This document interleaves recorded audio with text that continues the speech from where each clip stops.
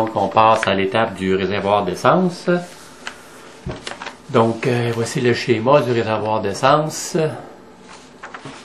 Dans le schéma, il nous indique de faire une courbure dans le tuyau de brasse.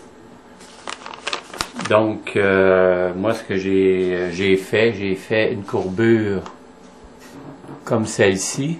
Finalement, c'est quand même assez bien indiqué pour l'assemblage.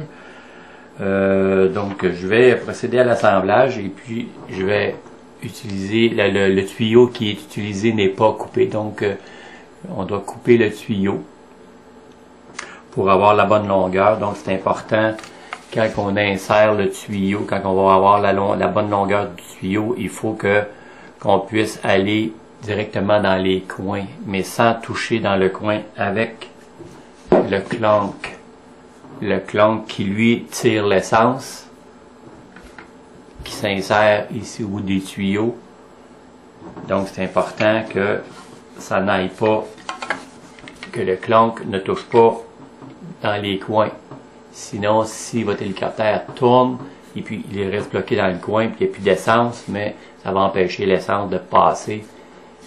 Donc l'essence ne pourra pas y aller. Donc c'est important qu'il puisse avoir peut-être un quart de pouce là, qui ne touche pas au fond du réservoir d'essence. Donc je vais faire l'assemblage et puis je vous reviens là-dessus. J'ai oublié de spécifier aussi que le petit caoutchouc qui va pour la tank, ici, il n'y a seulement que 2 trous. Si on peut voir à la caméra, il n'y a seulement que 3 trous finalement. Là. Il y a 2 trous. Celui du centre, c'est pour la vis, mais les 2 autres trous, ce sont pour les tubes de brasse. Donc, le troisième, comme sur le cap ici qu'on voit, le troisième n'est pas percé. Donc, c'est voulu, ça. Donc, c'était à spécifier. Donc, l'étape, c'est de placer la petite tube et de placer le petit cap. Et par la suite, d'insérer l'autre partie du tube qui est courbé. Donc, de l'insérer à l'intérieur. Sinon, si vous le placez après, vous ne serez plus capable de l'insérer. Il va falloir enlever les tubes. Donc, c'est important de le faire. Donc, j'ai laissé les longueurs ici. Et puis, il va y avoir l'autre cap qui, lui, embarque par-dessus. Et voilà. Donc, lui laisser quand même assez d'espace ici pour qu'on puisse connecter l'autre partie des tuyaux. Et voilà. Donc, par la suite, ce que je fais, c'est que je vais rentrer ça à l'intérieur. Le tout va rentrer à l'intérieur. Et puis aussi, la partie courbée doit faire face vers l'avant finalement, là, vers ici. Là. La partie courbée doit aller là. L'assemblage est fait.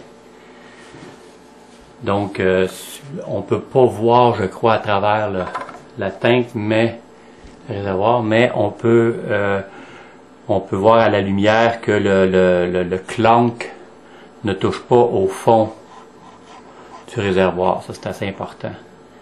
Et aussi, j'ai remarqué une petite chose, c'est que le clank peut aller se placer dans la partie basse du réservoir. Donc, c'est une chose qui est peut-être un petit peu moins intéressant. Donc, si à ce moment-là, ça arrive, puis il reste bloqué là, donc de toujours vérifier quand vous faites vos vols, de vérifier que le clank ne soit pas dans cette partie-là. Sinon, il ne pourra pas, si vous tournez à l'envers, vous faites une manœuvre qui fait que le réservoir tourne, le boyau avec le clank ne pourra pas aller chercher l'essence qui est rendue de ce côté-là. Donc, toujours vérifier ça. C'est une chose qui est un petit peu moins intéressante là-dessus. Donc, tout bouge bien. Donc, il me reste simplement qu'à qu'à terminer mon vissage. En vissant tout ça, le caoutchouc va aller